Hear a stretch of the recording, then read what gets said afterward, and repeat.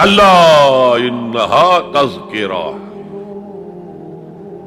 یہ لفظ بہت اہم ہے، تذکرہ، ذکرہ، تذکیر، فذکر بالقرآن، کیا معنی ہے اس کے؟ یاد دہانی صحیح ترین ترجمہ ہے، یاد دہانی۔ ایک ہے کسی کو کچھ سکھانا، نئی بات سکھانا، ایک ہے یاد دہانی، اسے ایک چیز معلوم تھی، کوئی بھول گیا، یاد کرانا۔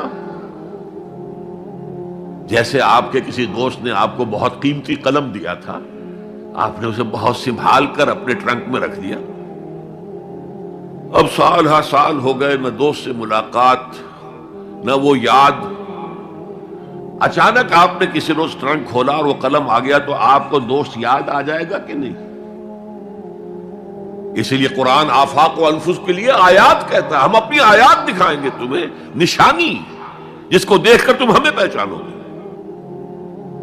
اور تذکرہ کا مطلب کیا ہے؟ پوٹینشلی ایمان ہر انسان کے دل میں موجود ہے، یہ جو روح جو ہمارے قلب کی مسکن مکین ہے، اس میں اللہ کی معرفت بھی ہے، اللہ کی محبت بھی ہے۔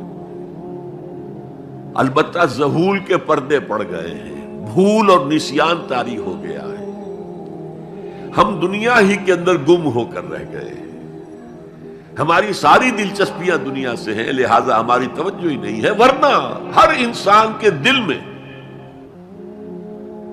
یہ جو یہاں ہندوستان میں کہتے ہیں آتما اور پرماتما، آتما اور پرماتما کا تو تعلق بہت گہرا ہے، ابتدا میں بنا دی گئی تھی ارواح، جب ہم سب کے سب تمام انسان آدم سے لے کر اور تا قیامت جو انسان آئے گا دنیا میں، ان سب کی ارواح پیدا کر دی گئی، اور پوچھا گیا الستو بربکم قالوا بلا، یاد ہے؟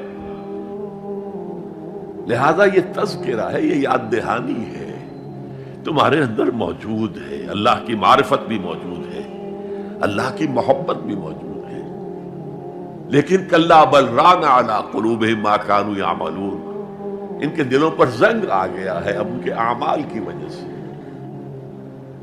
شیشہ جو ہے وہ زنگ آلود ہو گیا۔ حضور نے فرمایا ان هذه القلوب لتصدع كما يصدع الحديد اذا اصابه الماء، ان دلوں پر بھی زنگ آ جاتا ہے جیسے کہ لوہے کے اوپر پانی پڑتا رہے تو اس کو زنگ آ جاتا ہے۔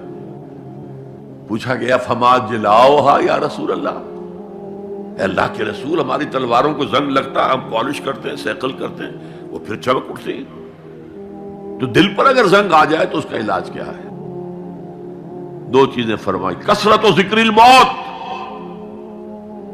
و تلاوت القرآن، دو کام کرو کثرت سے، موت کو یاد رکھو، یہاں رہنا نہیں ہے، جانا ہے، یہ ہمارا گھر نہیں ہے، یہ ہماری منزل نہیں ہے، ہمارا اصل گھر جو حضور نے فرمایا انما الدنیا خلقت لکم وانتم خلقتم للآخرہ، یہ دنیا تمہارے لیے بنائی گئی، تم آخرت کے لیے بنائے گئے ہو۔ اسی لیے حضور نے فرمایا کن فی الدنیا کانک غریب وعابر السبیل، دنیا میں ایسے رہو جیسے راہ چلتے مسافر ہو یا اجنبی ہو۔ اپنے بارے میں فرمایا مالی ولی دنیا، مجھے تمہاری دنیا سے کیا سروکار، انما مثلی کراکب استظل تحت شجرۃ ثم راح فترکھا، میری مثال اس مسافر کی سی ہے جو ذرا سستانے کے لیے کسی درخت کے سائے میں بیٹھتا ہے تھوڑی دیر، وہ اس کا گھر تو نہیں ہے، اس کی منزل نہیں ہے، پھر وہ اس کو چھوڑتا ہے، اپنا راستہ لیتا ہے۔ یہ اگر ہمارا تصور قائم ہو جائے، کلا انہا تذکرہ، اب اس کے بعد جو الفاظ آئے فی صحف مکرمۃ مرفوعۃ مطہرۃ بایدی سفرۃ کرام بررہ،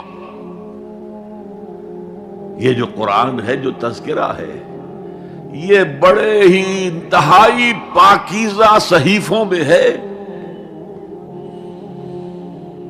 فی صحف مکرمۃ، بڑے باعزت، مرفوعۃ مطہرۃ، مرفوع بلند اور انتہائی پاک، بے ایدی سفرۃ، یہ کن کے ہاتھوں میں ہے؟ لکھنے والے وہ فرشتے، بے ایدی سفرۃ کرام بررہ، جو نہایت باعزت ہے، بہت وفادار ہے اللہ کے۔